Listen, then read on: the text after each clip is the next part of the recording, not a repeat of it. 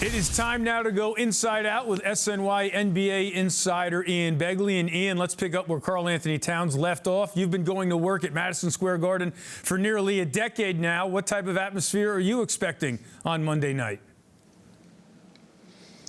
Look, that crowd is loud if the team has 20 wins in March and is closing in on a comeback against the Grizzlies, let's say. That crowd is pumped then. So, you know, Eamon, the place is going to be so juiced for the first finals game, like Jalen said, 27 years. So the crowd's going to be just crazy. And so I think with the Knicks, you can feed off of that early on. You could try to get an early lead on San Antonio. Maybe a young San Antonio team maybe has a little bit of trouble adjusting to the crowd, so maybe the Knicks can take advantage there, but the crowd's going to be electric.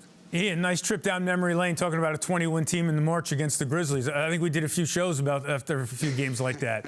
Obviously, Game 2 was a major disappointment for the Spurs, but they did outscore the Knicks by 8 in the fourth. What worked for them to make that run that the Knicks have to now plan for in Game 3? Yeah, I think what you saw was San Antonio able to push the ball. It was Castle pushing the ball. It was Dylan Harper really making an impact. So Knicks' transition defense has to be sound. Obviously, you don't want to turn the ball over. That got San Antonio going as well. So I think those are the areas that you're looking at with that 14-0 run in the fourth quarter. But, you know, beyond that, I think the Knicks have played San Antonio very solidly. So, you know, to me, it's keep working through Karl Towns and ask Karl Towns to continue to defend Victor Wembanyama as he has been, and I think that's been a winning formula for them thus far. Yeah, as you mentioned, Castle and Harper have been great in spurts in the first two games. All right, the bench has played a huge role so far. 28 points in Game 1, 27 in Game 2. Mike Brown deserves credit for trusting them off the bench with minutes, but what's impressed you about the impact the subs are making? I mean, to me, it's Landry Shamet. He's been the constant with the shooting in the postseason, and that really stands out because that's been very consistent from Shamet. And it's a product of Shamet getting consistent minutes in the regular season, I think, and that was Mike Brown's decision. But then you see Mitchell Robinson make those big plays late in the game against Victor Wembanyama. You know, he's obviously the free throws are an issue. His hand is hurt, but he could still defend, and he was textbook defense on Victor Wembanyama on those two shots. Didn't foul him, but got in his way and bothered him enough to get those misses. And so, yeah, off the bench, this Knicks team is so deep, and that's why part of the reason why you're seeing them run up the score in this winning streak and then get these wins in San Antonio. Yeah, Mitchell Robinson still able to do Mitchell Robinson things despite that banged-up pinky. Ian, we look forward to your coverage from Game 3 at the Garden, and thanks for joining us here on Honda Sports Night. All right, Sal, the Knicks are saying all the right things, but you've never been afraid to jump the gun. So do you think this series is over?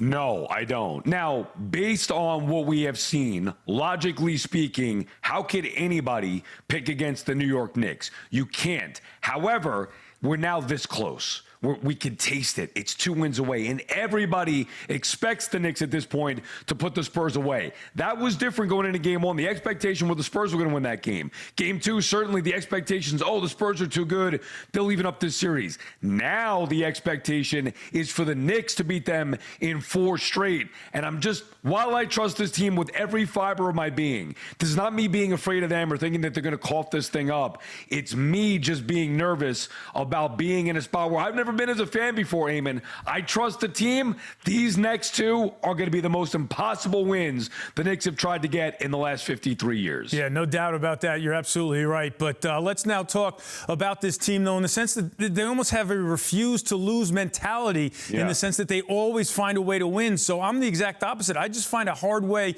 to find out how they're going to lose a game. Yeah, that makes sense. It makes perfect. Logically speaking, the Knicks are going to sweep them, right? We've seen this story before. If you've seen it before, why wouldn't you believe it's going to happen again?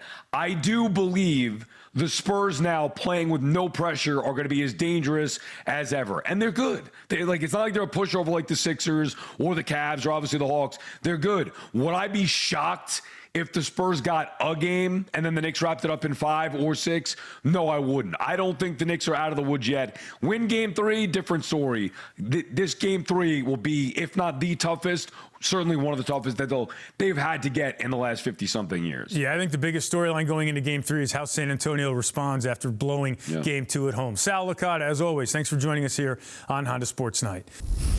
The Madison Square Garden on Monday night will not be like the Olympics. JJ and John are back for Take Your Pick. All right, fellas.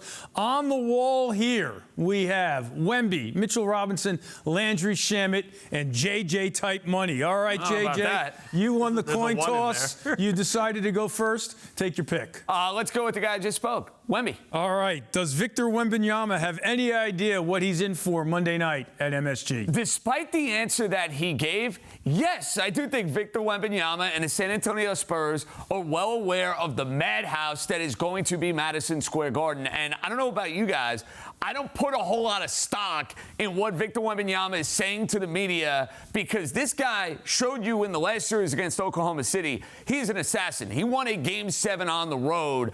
I know he did not play well in Game 1. Game 2, he made the big boo-boo at the end of the game. Albert, this is a player who has a chance to be the best player in the league. Mentally, he will be where he needs to be. He knows exactly what he's getting into, but I'm curious if he actually has the intestinal fortitude to be able to step up in that moment where it's going to be the biggest moment of his career, and we'll see if he's a sink-or-swim type player here. As JJ pointed out, the biggest moment of his career was just a couple of days ago when they won Game 7 on the road, so they have some experience.